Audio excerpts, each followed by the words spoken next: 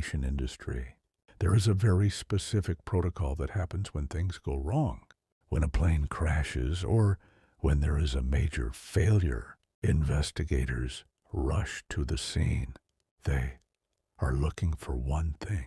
They are looking for the flight data recorder, the black box. Now, imagine if those investigators found the box, opened it up and started screaming at it. Imagine if they looked at the data and said, "You stupid machine, why did you fail? You should have been better. Look at how embarrassing this is." That would be absurd, right? It wouldn't fix the plane. It wouldn't save future lives. And it certainly wouldn't change what happened. Instead, they treat the black box with absolute neutrality. They don't judge the data. They just read it.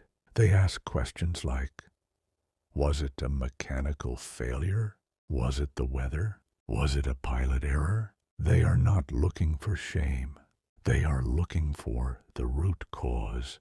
They know that the only way to build a safer plane for the next flight is to be honest about what broke on this flight.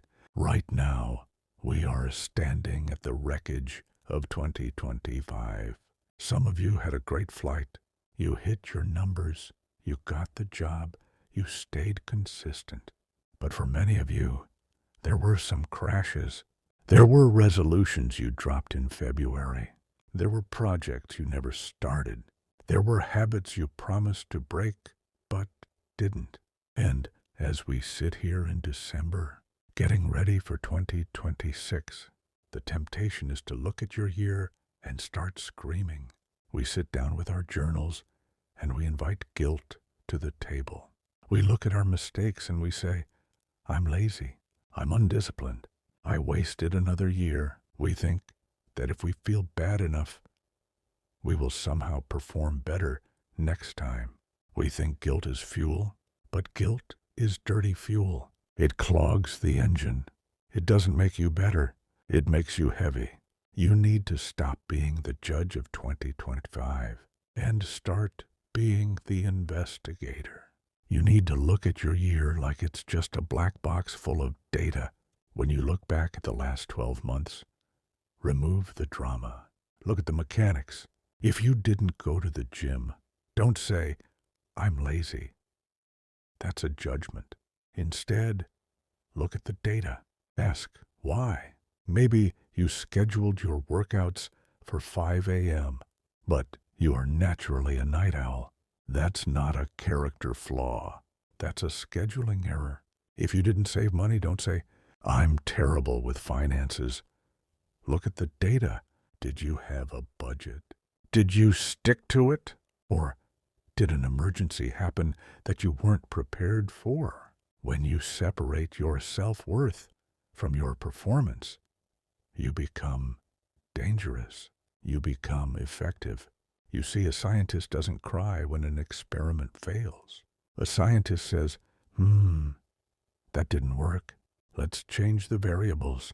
2025 was just an experiment. Some variables worked, some didn't. That is not a reason to hate yourself. Let me tell you one more thing about navigation. When Apollo 11 went to the moon, one of the greatest achievements in human history, the spacecraft was actually off course for about 90% of the trip. Think about that. For most of the journey, they were not perfectly aligned with their target, but they didn't turn the ship around. They didn't panic. They just kept making small course corrections. Burn the thrusters a little to the left.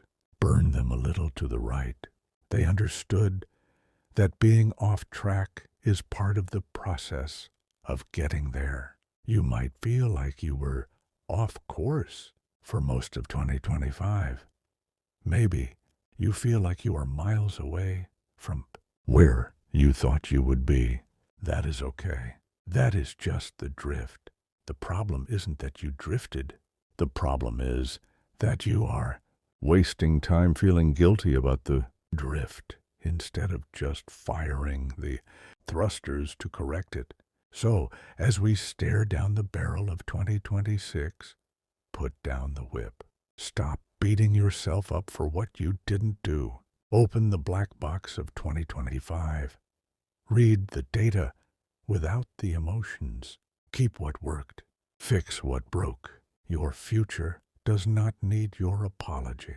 It needs your attention. Let's make corrections. Let's clear the wreckage. And let's fly.